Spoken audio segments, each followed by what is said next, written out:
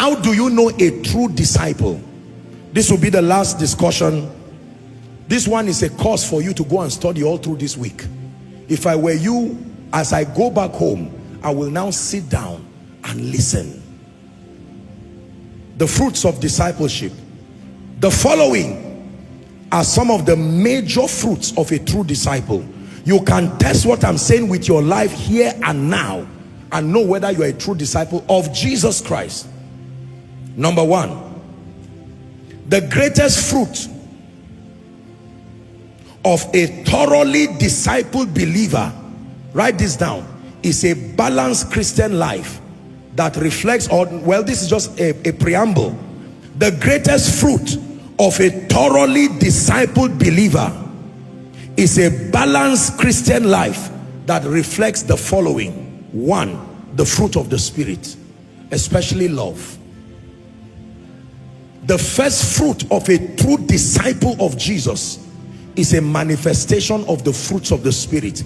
Galatians 5:22. Whether you are a pastor, whether you are an apostle, whether you are a prophet, whether you've been 1 year in ministry or 50 years in ministry, with all due respect, whether you are a businessman, if we do not find with time a gradual progressive emergence of the fruit of the Spirit in you, most especially the love nature of Christ, you are not a true disciple of Jesus.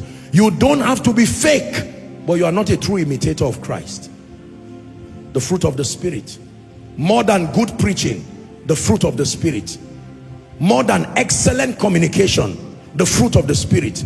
More than a large ministry, the fruit of the Spirit. Number two, what is the second fruit of a true disciple? Are you ready?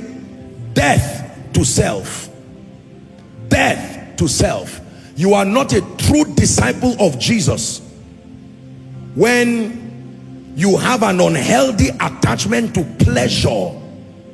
Death to self is one of the cardinal elements, cardinal fruits of a true disciple. One who has been walked on by the Spirit, one who has been walked on by the Word, one who has been transformed, one who has transited from an infant to a witness. Death to self. What does that mean?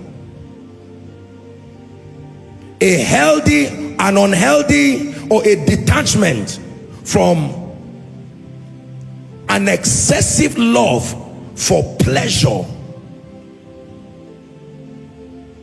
What does it mean to die to self? To embrace a life of modesty, even in the presence of abundance and plenty. To embrace a life of modesty. And it's up to you to define what that means to you. But I can tell you by experience that the best way to live the effective Christian life is to be modest, enjoy whatever blessing God gives you, but put a cap on it. There is a level of excessivism as far as material things are concerned, that if you are not careful, it will not give you the liberty. It will corrupt the purity of your followership.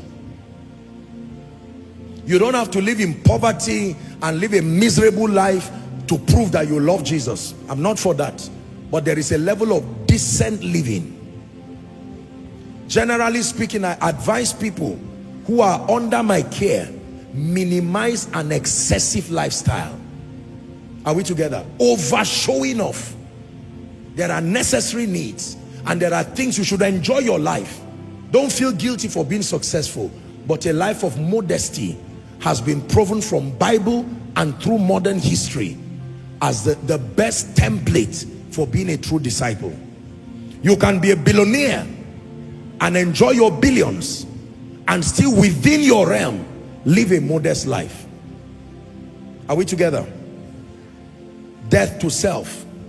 Many people don't like this part of the teaching in church. Believers must be taught death to self. Once a man dies to self, you can't bribe such a man again. Once the man dies to self, there are certain appetites that die and go forever. Number three, what is the third fruit of discipleship? Placing priority on Jesus as the most important relationship in your life. The third fruit of a true disciple of Jesus. Placing priority on Jesus as the most important relationship in your life, greater than friends, greater than family, greater than spouses, greater than children.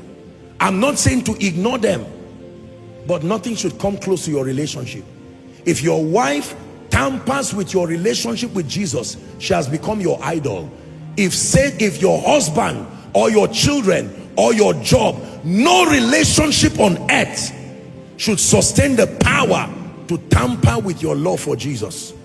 Now, if you are not responsible to other relationships and you claim it's because you are loving Jesus, you are a liar. Because the Bible says, how can you love God that you have not seen? So I'm not giving a license. There are many people who have allowed their children cry. Their children cry in hunger and they claim that it's church. But I can tell you this, a true disciple of Jesus is one who knows. And when you get married or when you are married, your wife will know, your husband will know. As your children come, you will teach them, I love you with all my heart. I can give my life for you. But my precious children, learn this. When it has to do with me and Jesus, he was there before you came.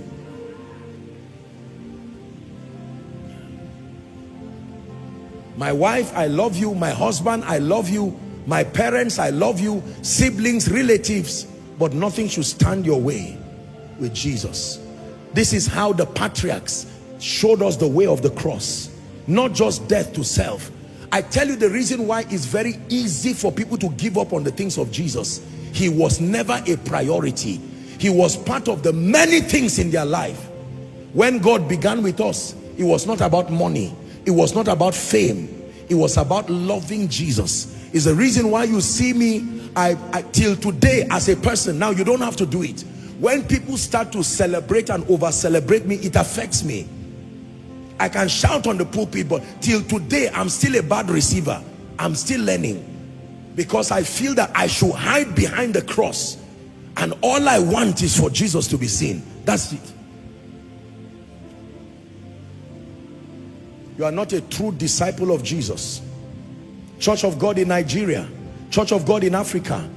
These are the things that produce power. These are the things that shape society. A man who prioritizes Jesus will prioritize the values of Jesus. And whether you become a politician, whether you become whoever, you will live by that code. Let me give it to you quickly. Let's finish up. So number one, the fruit of the Spirit, especially walking in love. Number two, death to self. A detachment from excessive pleasure. A life of greatness and glory, but with modesty, even in the presence of plenty and abundance. Number three, placing priority on Jesus as your most important relationship. Greater, but not to ignore friends, family, spouses, children, and every other human relationship. Number four, what is the fourth fruit of a true disciple of Jesus? Freedom from mammon. Freedom from mammon. What does that mean? The ungodly, unhealthy attachment to money and other material things, but particularly money. Oh, you cannot be a true disciple of Jesus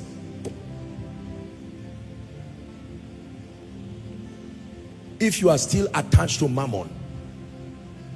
That does not stop you from being a billionaire. That does not stop you from running conglomerates.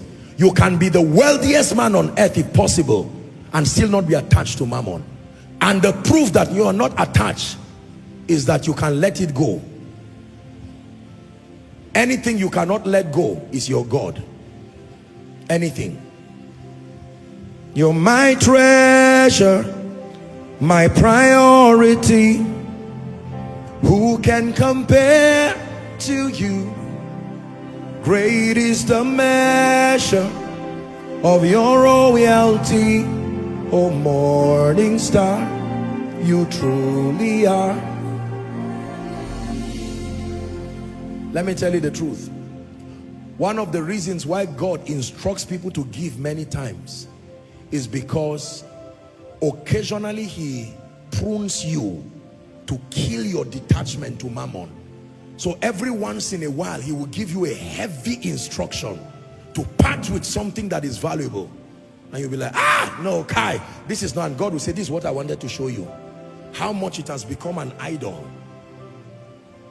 And you say, God, you mean you now waited until they gave me arrears of 8 years? You would have told me to pay it last month. I had only 20,000 in my account. I would have obeyed with one instruction. You now waited until my uncle I've not seen for 10 years gave me $10,000. You must be a wicked God. And God says, no. Let me tell you something that happened not too long. We're about to pray. Was it a guy or a lady? I can't recall now, but somebody came with a seed. And when I saw the person holding an envelope, and God spoke to my heart that if this person hands over this seed, I should add to it and give the person. That the person truly was making a sacrifice, but it was a test. It was a crucifixion of the appetite for mammon. I think it was a lady. She stands before me and you could see that releasing, this is Isaac. And she said, Apostle, God instructed me. And I looked at her with a smile. It's a lady. And I told her, I said, you know what? I receive it. May God bless you. And I did what God asked me to do. I mean, the lady was almost broken. Why is this? I said, no, you have given me your own seed. But God said I should bless you. Take. If you have walked with God for up to 5 years and he has never demanded a sacrifice from you, there's something wrong with your walk. I'm telling you, the God I know, keep waiting. One day he will come to you early in the morning. He will come after your retreat when your hearing is clear, so that you don't doubt and say it's some kind of antichrist spirit. He won't come when the flesh has deadened your hearing. I mean, after your consecration, you've rolled before God. Your heavens are open. And you say, my son, that shoe or that shirt, or maybe money in monetary terms, your salary for the next 3 months. And he said, God, you are joking. You are joking. You don't know what is going on in Nigeria and Africa. And God says, no, I am teaching you that a man's life does not constitute in the abundance of what he has. Something happens to you when you let go things that are valuable. A string is caught. The day that string is caught, God will now say, now open your hands, let me give you. When it rests upon you, no matter how heavy, you will find out that it cannot get here again because you have died. Disciples. Ladies and gentlemen, you have no idea how many things, opportunities, the things that people have wanted to do for me that will redefine the destiny of my children and children to the 4th generation. And God said, no, no.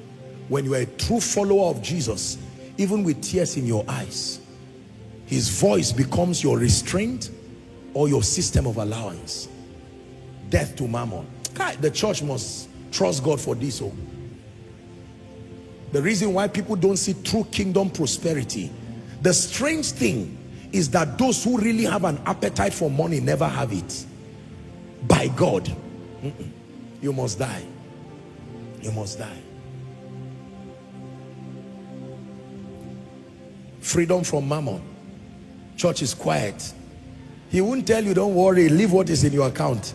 I mean, I'm not going to ask you to give anything. Be comfortable, sit here. You are part of a responsible ministry. Are we together? But let me tell you, if you are happy that Koinonia does not ask you for money to mean that you are hiding greed, God will find a way one day. Don't worry. As you are saying, I love you, oh God, with all my heart.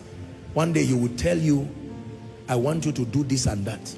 That's the day you will bind and cast his voice until your love for mammon dies. Let me tell you this, I stand before the God of heaven, and the person speaking to you by the mercies of God. I'm not speaking in ignorance. There is no amount of money that will derail my passion from God. May God help me if I'm speaking nonsense. But as sincere as I know, no. And this man has been tested, you have no idea. Remember our letters? There are letters that you don't read. You keep it there. But it's only God that knows what some of us have done for the kingdom.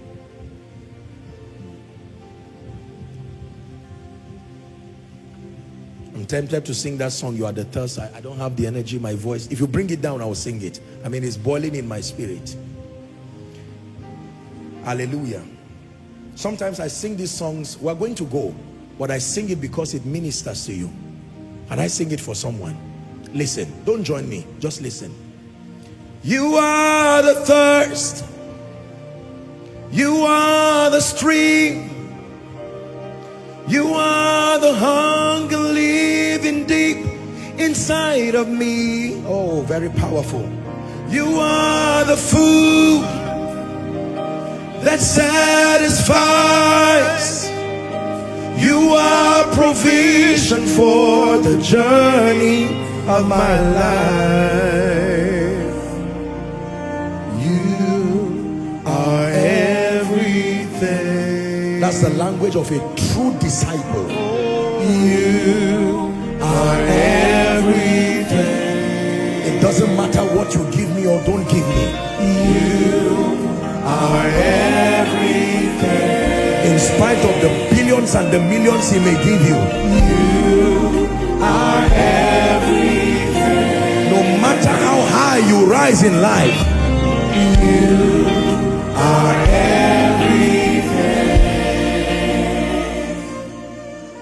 Freedom from mammon, the cancer that has aborted great destinies, has killed the destinies of pastors, robbed men of their integrity. The cancer of mammon. If you're a young minister here, let me give you an advice, an honest advice in the name of Jesus.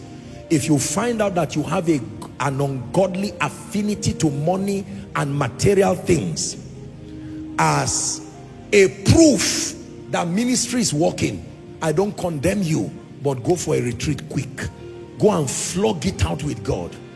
If you must buy a Jeep before you feel you are doing well, if you must wear designers from head to toe, never allow anything around you define your self-worth.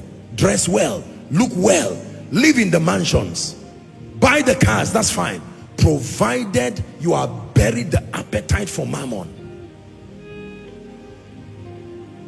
There is a subtle campaign and we need to be careful. On one hand, there are people who hate the issue of wealth. I don't know why. Maybe because of the abuses that have happened around and the lack of integrity and the overemphasis on material wealth. And that is justifiable. But it must be done with moderation. There are those who have tried to be blessed and it did not work. And so they hate everything that reflects finances. But on the other hand, there are those who have built spiritual monuments around money. And it looks like the only definition of success is money. That must also be balanced. For a man's life does not constitute in the abundance of the things that he has. Poverty is not my friend. I hate it forever, for me and for you. But I can tell you one thing, you must die to mammon. Next, very quickly, what is the number what now? The fifth fruit of a true disciple: victory and dominion by engaging the mysteries of the kingdom. I know you are a true disciple of Jesus when I eventually see a manifestation of victory and dominion in your life. You can indefinitely be a failure, failing in every area of your life, and call yourself a disciple. There might be seasons of training, seasons of pruning, but eventually I should see an emergence of dominion and victory, because he calls us more than conquerors. Victory and dominion is the fifth fruit, and that by engaging the mysteries of the kingdom. And then number 6, and this is where we end. This is by no means all the fruits. I'm just listing 6 for you for the purpose of our discussion tonight. Discipleship, raising the men that transform nations, raising the men that advance God's program, raising faithful stewards of God's end time program that he can trust. They will take advantage of his enabling grace and do mighty things for the kingdom. The 6th, that is the fruit. Are you ready? Freedom from fear of persecution and death.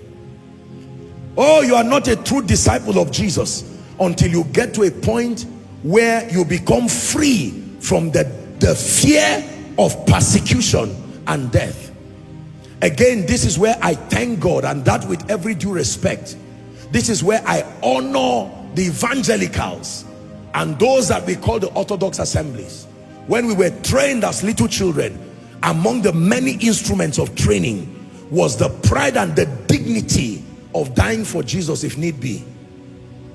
Our wonderful people now today, especially in the modern church era, it's good to live long, but it's better to live well, serving the purposes of the kingdom. We fear death, we fear persecution, we are overly conscious of our reputation. What did they say about you? What did social media say? And how do you? No. A true disciple of Jesus has died to your reputation. You will be misunderstood many times, no matter how sincere you were. They call Jesus Beelzebub. They will call you Beelzebub. Are we together? Persecution is not a strange thing for the believer. Avoid the avoidables. Stay away from trouble. But when trouble meets you on account of the cross, stand with honor. Stand with honor. I tell you, I've gotten to a point in my life where for me, it is a dead man standing before you.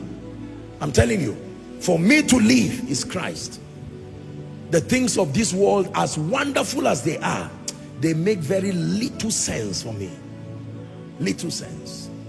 I found a nobler anchor of my passion. So when you say you love Jesus, make sure you understand what you are saying. A true disciple is not one who lives for Jesus alone.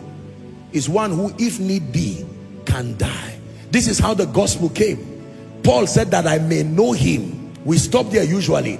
And the power of his resurrection. It says, and the fellowship of his sufferings.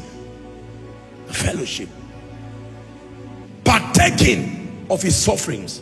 That if they insult you as a pastor, they insult you, they misunderstand you, they say all kinds about you, you rejoice in your heart that is on account of the cross. This was how the fathers brought the gospel. Right now we have an obsession for a seeker-friendly world. I'm not talking about becoming foolish and being hated by people. If you are foolish and you are hated by people, you are receiving the fruits of lack of wisdom. That's not persecution. I'm talking about loving Jesus. And then Satan begins to manipulate men from within and without, raising men to thwart your vision and your concentration. No. This is it. MOG. Thank God you are hearing it before you open the ministry next week. That is the implication of being a pastor. I know the poster is already, you have an online version of it. I'm not being sarcastic. Good message for you. You know 7 dimensions of hearing the voice of God. Also learn how to die for Jesus. Learn how to die for Jesus. Let me tell you this. I'm a young man, but I have been privileged to be around a few crises, including post-election violence. When the violence happened in Jos, I was there. I was in town. There were a few uprisings that have happened in Zaria. I was there. There was a time at the height of what Boko Haram was doing in Maiduguri. I went to minister for NCCF. I was about to come and take a flight from Zaria to Abuja. True story. And then they canceled the flight. Then I think it was an airline called, well, I won't mention the name.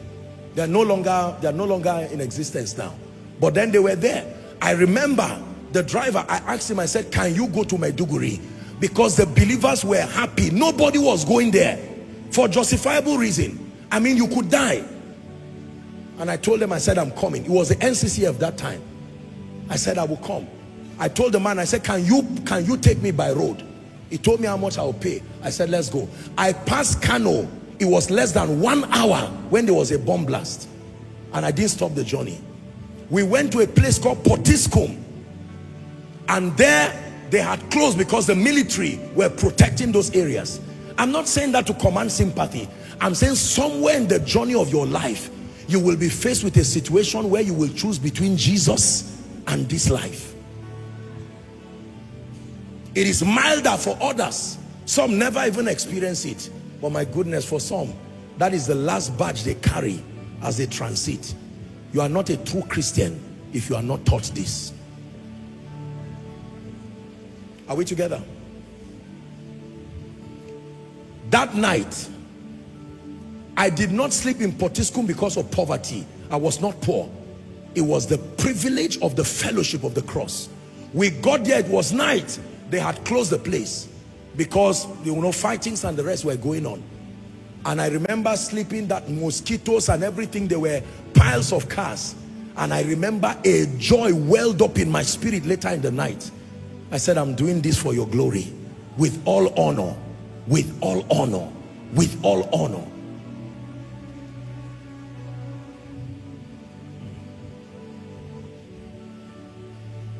Is someone learning? I have decided to follow Jesus. I have decided, old song, but very powerful. I have decided to follow Jesus. No turning back, no turning back. I have decided to live for Jesus. I have decided to live for Jesus. I have decided to live for Jesus. No turning back, no turning back. I have decided to walk with Jesus. I have decided to work with Jesus. I have decided to walk with Jesus. No turning back.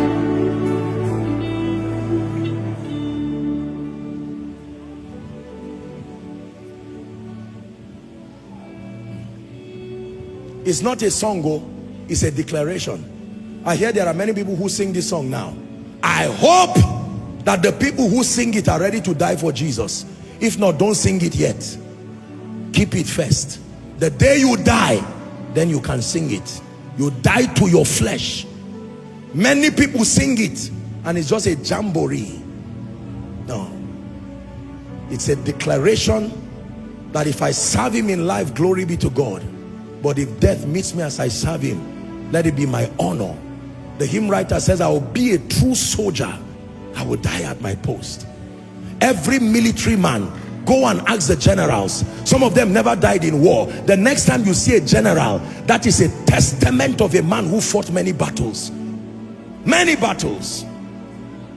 There are soldiers that started from NDA. Some did not finish. They died on the way. One time I went to Zaria, and some of the soldiers that are around when we go, I went one time and I didn't see one of them again. And I was asking the friends, I said, where is this other person? And they all looked at one another and they said, he's gone. They went for an operation and they did not make it. The same way it is in the military. Some die in battle. Others survive, but they carry injuries. Others, as generals, you stand there, you see no finger again. It went. Others live until they retire. Others die. That's why they hold them in honor. There are military men in hospitals today because they fought for our nation. That's how it is in the kingdom. Some will start. Others have gone, like Dr. Miles Monroe. Oh dear, others have gone.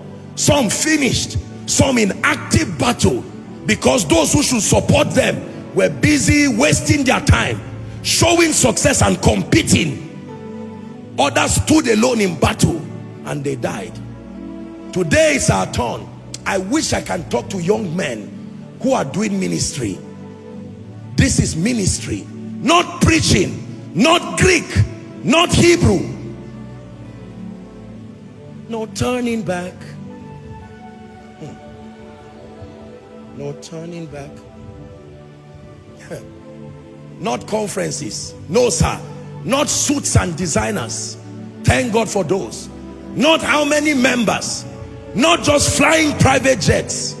No. To die. I thank God that he started with me from the north. I've seen all kinds of things. All kinds of things. If I tell you I love Jesus, believe me. Koinonia, if you love Jesus, this is the price for being a disciple. Rise up on your feet.